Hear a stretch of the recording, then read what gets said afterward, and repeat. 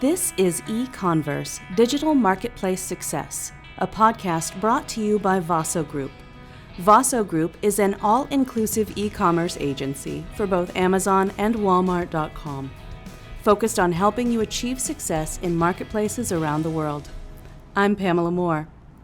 We're learning about managing cost increases. I'm joined by Reggie Jonaitis, president and co-founder of Vaso Group, to help us navigate price increases. Let's jump right in, Reggie.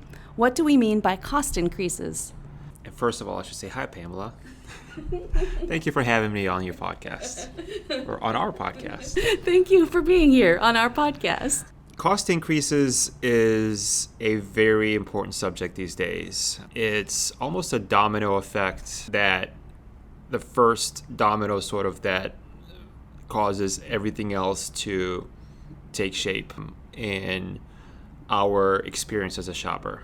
Basically, the price that we pay, what's available, what's not available. Cost increases are something when raw materials increase at the production level, when labor rates increase at the production level, meaning who has to manufacture physically, whether it's automatic or manual. Freight rates, if the gas goes up, if the cost of putting product into a container and bringing it here from overseas goes up, all of that combines into a higher cost of goods. And the domino that follows that is, since it is more expensive for manufacturers to produce a product, they have to raise their prices. And when prices are raised, obviously the selling price to a consumer has to go up as well.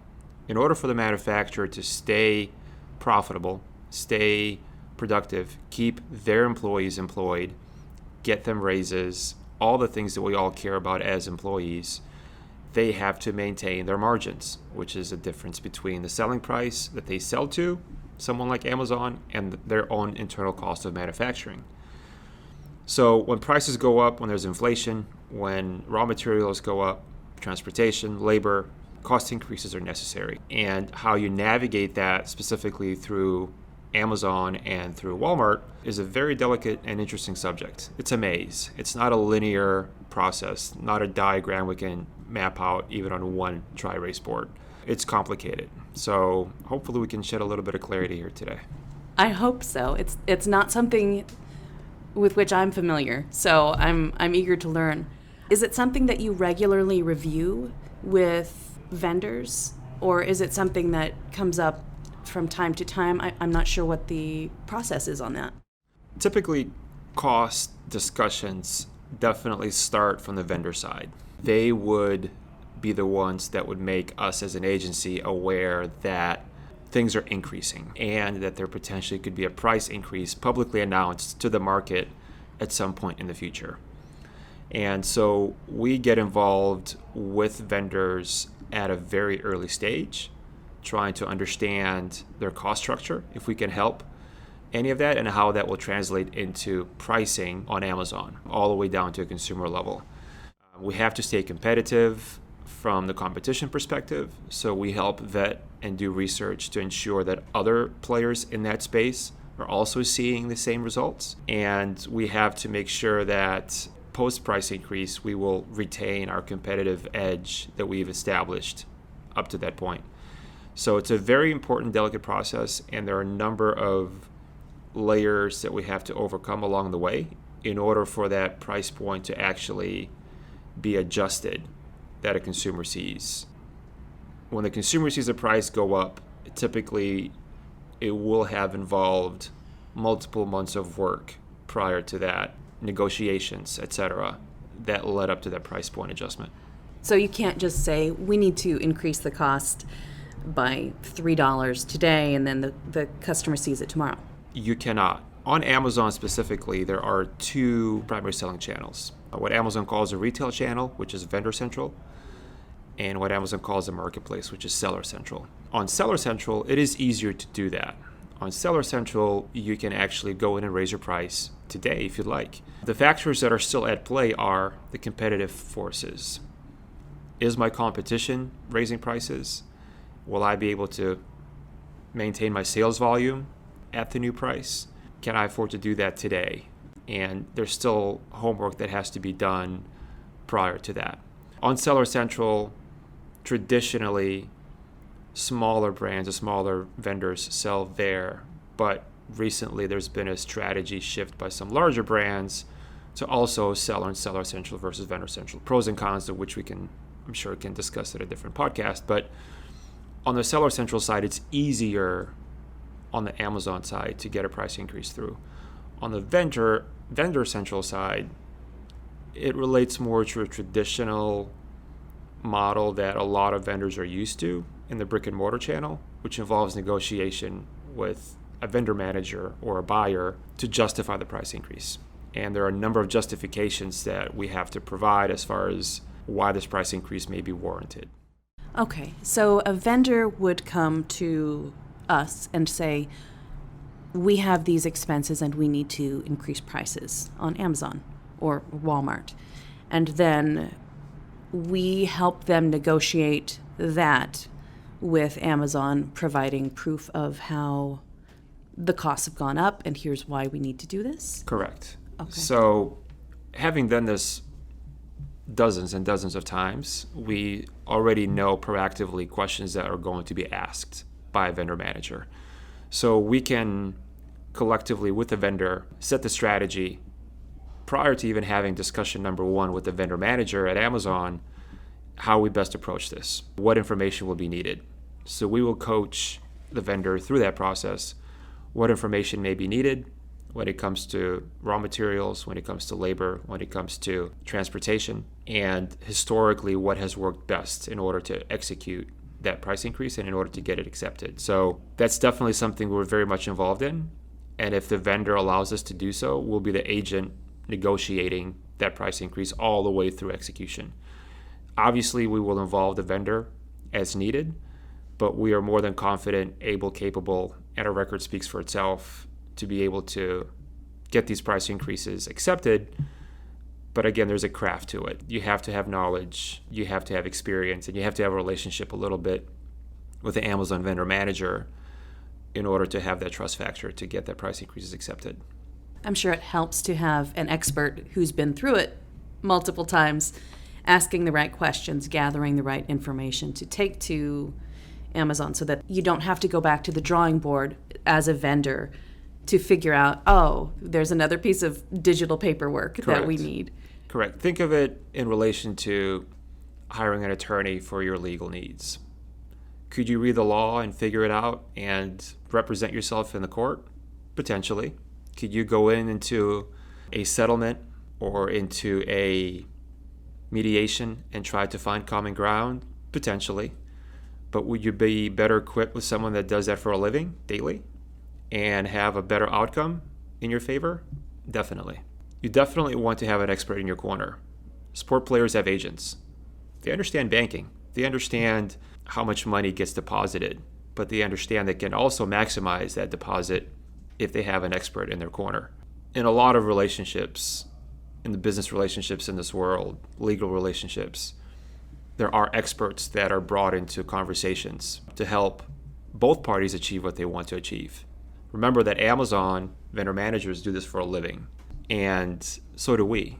So we can tap into what they're motivated by and how their thought process goes internally to really help the manufacturer. We cannot guarantee results, but we will definitely put our best foot forward. We will not leave anything unturned. All I would look for if I was looking for a partner to solve my problem. We're trying to find something that's mutually beneficial, agreeable to Amazon to present to customers, and for our clients, for the vendors to be able to resolve some of the impact from the cost of goods being sold. Correct. Basically. That makes perfect sense. So if somebody is faced with this, wanting to increase prices because things happen in the world, what should they do?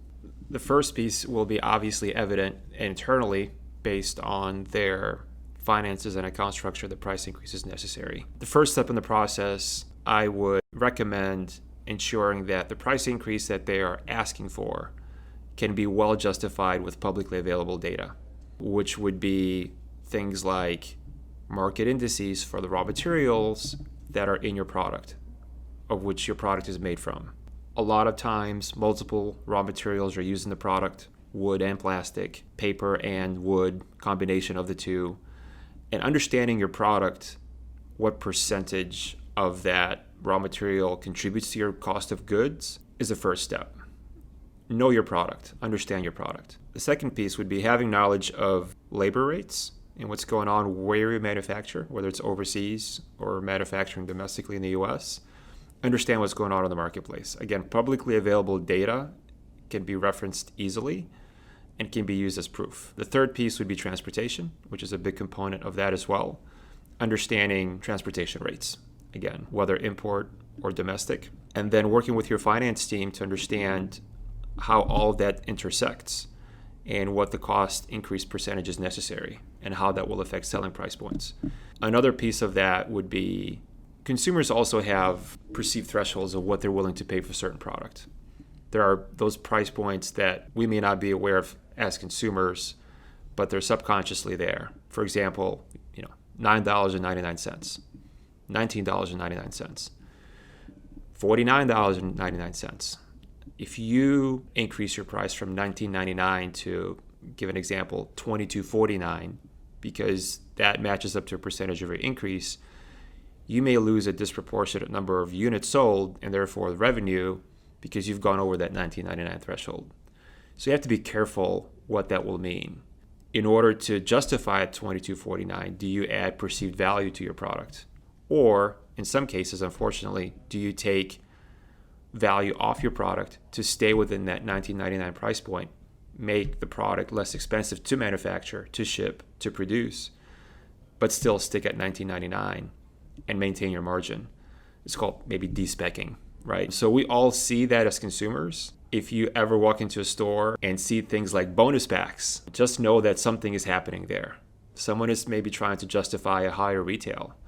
Or when you see now 20% bigger, or now 30% more soft drink in the bottle, or whatever, there's something happening there where a retailer and or the manufacturer is trying to justify value. Sometimes it can be just pure promotional, but in a lot of cases it will be where there's an adjustment being made, a recalibration of sorts.